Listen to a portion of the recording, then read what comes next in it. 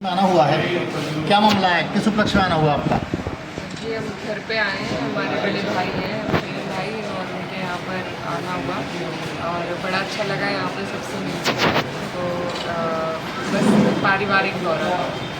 जी, पश्चिमी उत्तर प्रदेश यूपी की राजनीति के लिए बड़ा अहम इलाका माना जाता है और आप समाजवादी पार्टी के एमपी हैं और चूँकि रालोद और भाजपा गठबंधन है, तो आगामी विधानसभा चुनाव में पश्चिम यूपी में क्या तस्वीर रहेगी, क्या हालात रहेंगे आपकी पार्टी के? जिस तरीके से पार्टी की परफॉर्मेंस 2024 के लोकसभा चुनाव में रही, हमें उम्मीद है उसी तरीके से हम 27 में भी समाजवादी पार्टी अपना परचम लहराएगी, गठबंधन मजबूत रहेगा और इंशाल्लाह हम जीतेंगे 27 का चुनाव।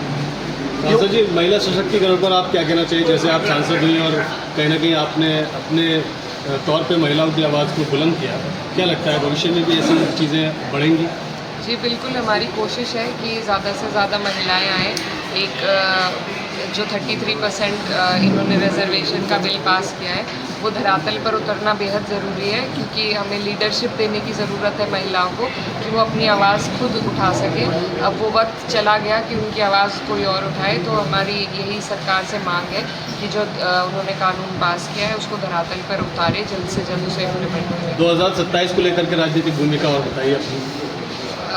2027 के लिए पीडीए मजबूत है, समाजवादी पार्टी मजबूत है, हमारा पूरा समाजवादी परिवार इंतज़ार कर रहा है कि चुनाव के दिन जैसे जैसे नज़दीक आएंगे सब लोग हिम्मत और हौसले के साथ चुनाव लड़ेंगे और इस बार हमें पूरी उम्मीद है कि 27 में समाजवादी पार्टी सरकार बनाएगी। आप सांसद लोकसभा हैं, तो माननीय देश के प्रधानमंत्री साहब के बारे में क्या कहना चाहेंगे, उनकी नीतियों के बारे में, कारकर्दगी के बारे में?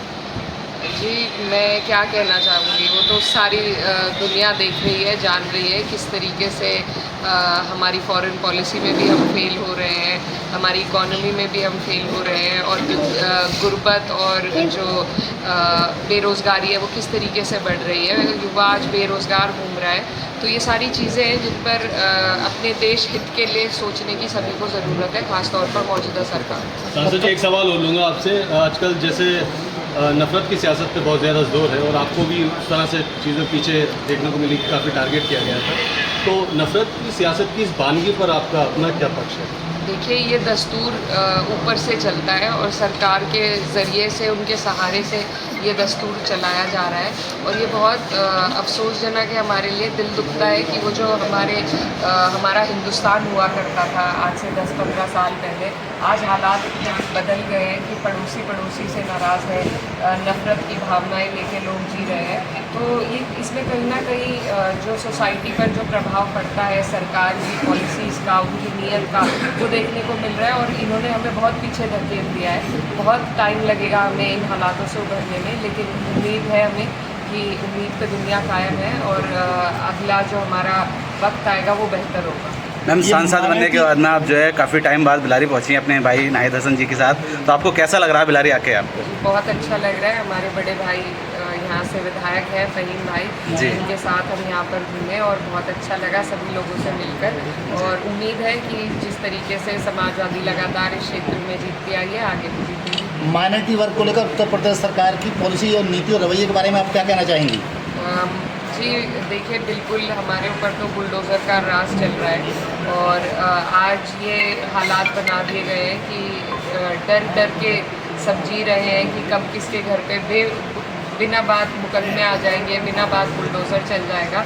तो जिस देश के हालात ऐसे हो जाते हैं कि वहाँ की माइनॉरिटी को इतना दबाया जाता है, वो देश तरक्की नहीं कर पाता। ये हिस्ट्री में भी साबित है। तो हमें उम्मीद है कि सभी लोग जो हमारे देश में जी रहे हैं उनको हिम्मत, हौसले और डिग्निटी के साथ जीने का मौका दे ये सरकार, और नहीं तो ऐसी सरकार को हम बदलें। बिलारी की जनता को आप क्या संदेश देना चाहेंगे, आप यहाँ आज आए हैं?